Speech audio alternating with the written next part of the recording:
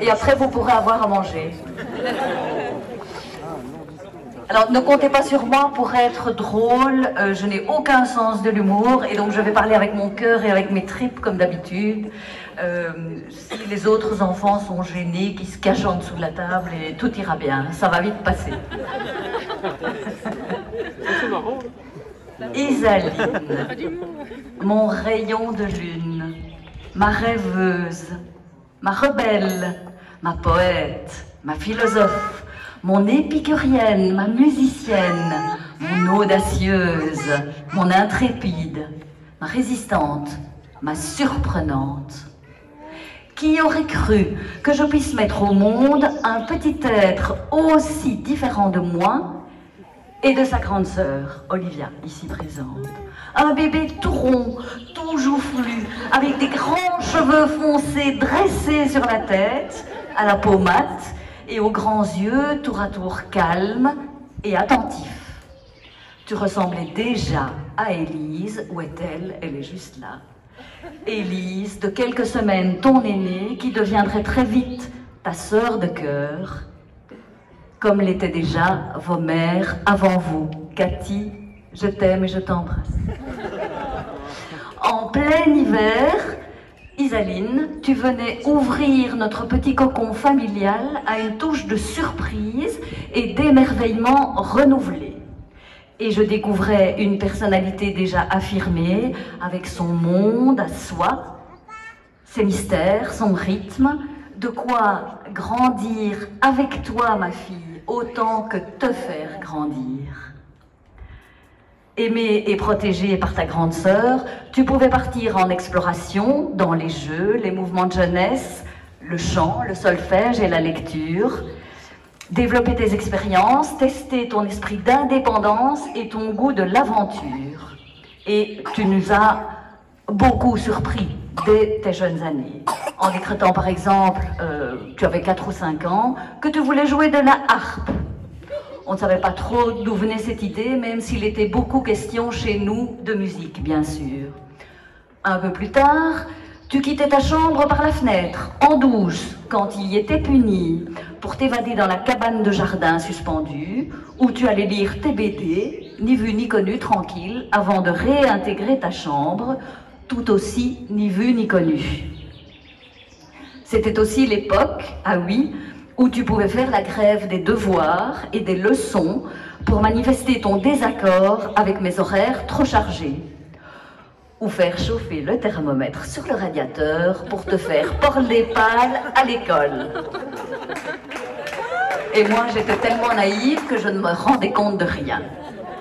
Mais de ces belles années utoises date surtout la naissance d'une amitié forte et indescriptible, indestructible, je vais y arriver, avec Sophie, ici présente aussi bien sûr, hein, où est-elle? Sophie de Paille, ce lieu de campagne et de grands espaces qui est devenu ta seconde maison très vite et votre terrain de jeu et d'aventure favori. Un lieu magique et féerique où vous construisiez des cabanes, inventiez des histoires, jouiez avec les chats, les vaches et les moutons. Un lieu où nous avons, avec ta seconde maman, ma chère Cécile, fêté tant d'anniversaires de Saint-Nicolas, joué tant de musique et récité tant de poésie. Au collège Saint-Michel, aussi, il t'arrivait de faire le mur, préférant les fêtes et le temps des copains. Et à nouveau, je ne soupçonnais rien. Pourtant, on a toujours beaucoup parlé, papoté, échangé. J'ai partagé tes questions, tes doutes, tes confidences, tes émotions et ta sollicitude pour tes amis et tes amis proches qui tous n'allaient pas toujours tout à fait bien. Et très tôt, tu m'as parlé d'Antoine. Antoine qui était en classe avec toi et de son frère Jérémy. Deux jumeaux qui avaient l'air un peu extraordinaires, très débrouillards, intelligents, autonomes et qu'il fallait consoler parce que, comme la maman l'a dit, la maman était un peu loin, un peu partie. Et donc, Eh bien, on a fait connaissance avec Antoine. Et la première fois que je l'ai rencontré à la maison, au Lambermont, il s'est montré effectivement très responsable et très réactif pour éteindre une flammèche échappée de la chicha que vous fumiez tous ensemble dans la buanderie. Je me suis dit, celui-là, il est fortiche. C'était une des premières fêtes. Et déjà, tout s'animait, tout s'emballait, avec Éléonore, ici présente aussi, avec Martin, avec Antoine, tous présents là, tous si complices déjà et si importants aujourd'hui pour vous. Et les jumeaux, si doués, organisaient déjà des résistances, non, pas des résistances, des réjouissances, des soirées, des spectacles avec leur papa et leurs grands frères. On était dans la jubilation du son et des lumières déjà, dans la joie d'organisation efficace, bien rodée, dans la satisfaction du bien faire, dans l'extase des fins de soirée au poney lubrique. Et mon Isaline refaisait davantage l'école buissonnière, l'amour en tête. Saint-Michel, collège jésuite, mais aussi école de vie, avec les guides et les scouts qui ont tant compté dans ton parcours, Isaline. Tes activités parascolaires, de dessin, d'improvisation, d'escalade. Et pour toi, Antoine, toutes ces heures passées à la technique du théâtre et au football. Saint-Michel, déjà, tant de fondation de vos valeurs et de partage de vos idéaux. Et puis te voilà reparti vers de plus vastes horizons, Isaline, pour continuer à apprendre et à comprendre, à découvrir de nouvelles terres, de nouvelles idées, de nouvelles personnes. Tu as pris des risques, tu as fait des paris fous. Durant ton année à FS en Équateur, tu as dû surmonter avec confiance et lucidité et courage les grosses difficultés liées à ta première famille d'accueil, entre autres. Pendant des années d'université, tu as entrepris plusieurs voyages exotiques et audacieux. La montée au Machu Picchu à pied le long des rails de train, par exemple. Là, il y avait ta sœur et Sophie encore, et Céline, une des grandes amies d'Olivia. L'ascension des volcans d'Indonésie en sandales ou presque. Et là, il y avait Célestine et Antoine et qui et Max. Ah ben voilà, super Max, je t'embrasse. Et puis il y a eu aussi les cavalcades à cheval de yourte en yourte au Kirghizistan, enfin des choses un peu folles. Tu as ouvert avec Olivia des voies hors des sentiers battus que les deux plus jeunes chez nous, Alexis, Floriane, où est-ce que tu es ma chérie? Floriane, ma petite Floriane, ma petite dernière, oh, ma chérie.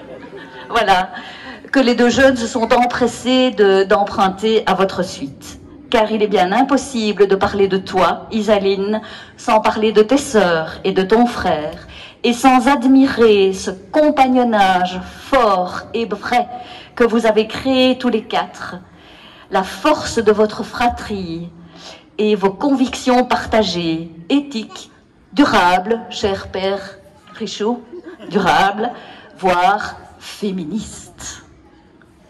Et ça, c'est sans compter tes aventures intérieures et intellectuelles, Isaline, tes questionnements philosophiques, voire métaphysiques, ton militantisme étudiant et ton mandat à l'Assemblée générale des étudiants de Louvain, tes combats politiques et sociaux avec d'autres précieux amis comme Antoine et Corentin. Où sont-ils?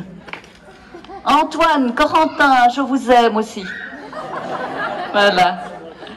Vous devez le savoir. Vous faites partie de ma grande famille de cœur. Ton sens de la justice et de l'équité que Eric a souligné tout à l'heure, Isaline, et comme permanente syndicale puis conseillère politique, finalement, ton diplôme de droit si durement acquis, il te sert assez bien. De réflexion en engagement, de trek en aventure, de lutte en quête de l'inaccessible étoile. Tu as dilaté mon cœur de mer, Isaline, et je t'ai accompagné loin, très très loin, sans jamais te perdre, ma chère fille, comme Antoine. Tu n'as jamais perdu Isaline non plus, Antoine, et tu l'as bien retrouvé. Antoine, le fidèle, le fiable, la présence masculine bienvenue et affectueuse pour Alexis, dans ce qui aurait sinon pu passer pour un matriarcat ou un gynécée, pauvre gamin. Doudou, montre-toi. Voilà, le seul gamin de la fratrie. Je t'aime, mon fils. Allez. Et voilà. Cher Antoine, voilà longtemps que tu as trouvé ta place dans notre famille. Et tu t'es souvent montré le plus facile et le plus agréable de mes enfants. Toujours souriant, toujours content, parfaitement serviable et poli, plein de finesse et de diplomatie. Parce qu'au milieu des fortes personnalités à gérer autour de la table ou sur les chemins de montagne, il fallait quand même le faire. Merci Antoine, du fond du cœur, d'avoir allégé et enrichi ma vie de maman divorcée à cette époque et d'avoir été là, discrètement solide et encourageant. Puis il y a eu votre installation dans cette extraordinaire colocation rue du Mail. Le melting pot, où êtes-vous? Levez-vous, je vous aime aussi. Voilà. Qui a constitué un bel apprentissage de votre vie commune. Une riche expérience, pleine de moments forts, de délicieuses nouvelles recettes végétariennes, de tri sélectifs et d'amis très chers. C'est là qu'Isaline est soudainement devenue très organisée, très méthodique, et qu'elle m'a expliqué comment gérer un frigo convenablement. Et elle l'avait mis en grand, en rouge, affiché sur mon frigo à moi. Voilà. Et puis voilà, on vous trouve, la crise du Covid.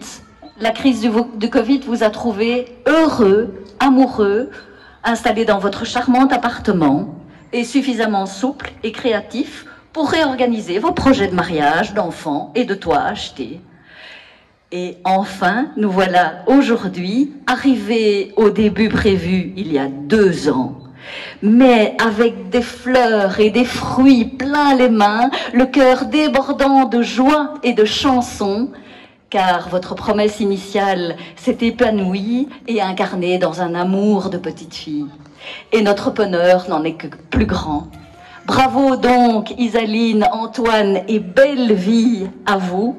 Continuez avec Alix de nous surprendre et de nous éblouir. Je vous aime.